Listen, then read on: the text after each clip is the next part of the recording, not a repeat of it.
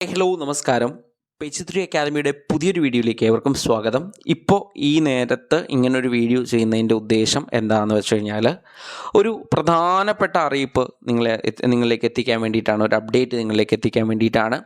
ICDS supervisor 10th level exam എഴുതാൻ പോകുന്ന, അല്ലെങ്കിൽ ആ പരീക്ഷയ്ക്ക് വേണ്ടി തയ്യാറെടുക്കുന്ന, പരീക്ഷയ്ക്ക് അപ്ലൈ ഒക്കെ ചെയ്തു, പരീക്ഷയ്ക്ക് അപേക്ഷയൊക്കെ അയച്ചു കഴിഞ്ഞു, കുറച്ചൊക്കെ പഠിച്ച് തുടങ്ങിയിട്ടുണ്ട്, ഒരുവിധമൊക്കെ പഠിച്ചിങ്ങനെ പോയിക്കൊണ്ടിരിക്കുന്നു. പരീക്ഷ ഡേറ്റ് വരണം എന്നൊക്കെ ആലോചിച്ച്, പരീക്ഷ എപ്പോൾ ഉണ്ടാകും എന്നൊക്കെ ആലോചിച്ച് ഇങ്ങനെ ചിലപ്പോൾ പഠനം ഒത്തിരി നമ്മൾ വിചാരിച്ച അത്ര സ്പീഡിലൊന്നും പോകാൻ പറ്റാതെ വിഷമിച്ചിരിക്കുന്ന ആളുകളുണ്ടെങ്കിൽ അവരൊന്നറിയാൻ വേണ്ടി അവർക്കൊരു ഞെട്ടിക്കുന്ന വാർത്തയുമായിട്ടാണ് വന്നിട്ടുള്ളത്.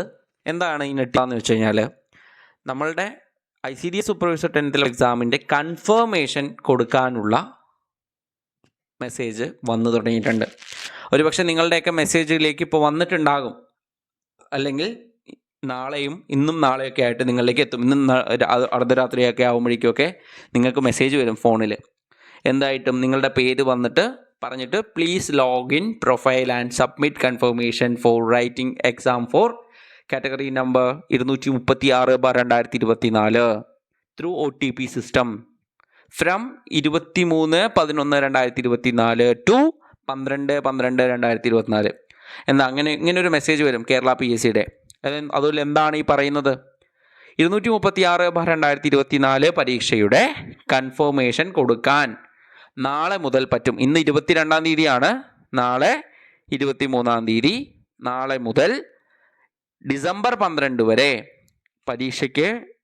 പരീക്ഷ എഴുതാൻ നിങ്ങൾ തയ്യാറാണ് എന്നുള്ളതിൻ്റെ സ്ഥിരീകരണം കൊടുക്കണം. ഈ കൺഫർമേഷൻ കൊടുക്കാത്തവർക്ക് ഒരു കാരണവശാലും എന്ത് ചെയ്യാൻ പറ്റില്ല, ഒരു കാരണവശാലും പരീക്ഷ എഴുതാൻ പറ്റില്ല. അപ്പോൾ 12-ാം തീയതി വരെ, ഡിസംബർ 12/12/2024 വരെ എന്ത് ചെയ്യാൻ പറ്റും?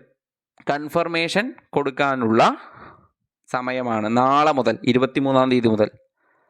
ഓക്കെ, ഇങ്ങനെ ഒരു സമയമാണ്. അപ്പോൾ കൺഫർമേഷൻ കൊടുക്കുക. അത് നാളെ മുതൽ കൊടുക്കുക. 12-ാം തീയതി വരെയാണ്. ആ ഡേറ്റ് ഓർത്ത് ഇരിക്കുക. പരീക്ഷാ ഡേറ്റ് ഒന്നും ഇപ്പോൾ വന്നിട്ടില്ല, കൺഫർമേഷൻ കൊടുക്കാനുള്ള ഡേറ്റാണ് വന്നിട്ടുള്ളത്. ഇതൊരു സൂചനയാണ്, ഇതുവരെയും തുടങ്ങാത്തവർക്ക് വേണ്ടിയുള്ള ഒരു വലിയ സൂചന. പരീക്ഷ പെട്ടെന്നുണ്ടാകും എന്ന് തന്നെയാണ് നമ്മൾ പ്രതീക്ഷിക്കുന്നത്. അപ്പോൾ വൃത്തിയായിട്ട് പഠിച്ചു തുടങ്ങിയില്ലെങ്കിൽ ഉറപ്പായും നല്ലൊരവസരമാണ് നമ്മുടെ മുന്നിലുള്ളത്. ആ അവസരം വെറുതെ പോകും. ഓക്കെ, അപ്പോൾ വൃത്തിയായി പഠിച്ചു തുടങ്ങിക്കൊള്ളുക. ഇതുവരെ തുടങ്ങിയിട്ടില്ലെങ്കിൽ ഇനി തുടങ്ങുക. ഓക്കെ, അപ്പോൾ നിങ്ങളെപ്പോലുള്ള ആളുകൾ തന്നെയാണ് നിങ്ങളോടൊപ്പം ഈ പരീക്ഷയ്ക്ക് വേണ്ടി മത്സരിക്കുന്നത്. അപ്പോൾ അവരും നിങ്ങളെപ്പോലെ തന്നെ ആയിരിക്കും പോയിക്കൊണ്ടിരിക്കുക. അപ്പോൾ ഇനിയുള്ള ദിവസം വൃത്തിയായി നിങ്ങൾ ഉപയോഗിക്കുകയാണെങ്കിൽ നിങ്ങൾക്ക് ജോലി കിട്ടാനുള്ള സാധ്യത ഉണ്ട്. അപ്പോൾ അങ്ങനെ ഒരു സാധ്യത നിങ്ങളുടെ മുന്നിലുണ്ട്. അപ്പോൾ ആ സാധ്യതയും ആ അവസരവും ഒന്നും നിങ്ങൾ എന്ത് ചെയ്യരുത്, കണ്ടില്ല എന്ന് നടിക്കരുത്. വൃത്തിയായിട്ട് നിങ്ങളുടെ മുന്നിലുള്ള അവസരത്തെ ഉപയോഗിച്ചാൽ നിങ്ങൾക്ക് ഉറപ്പായിട്ടും വിജയം ഉണ്ടാകും.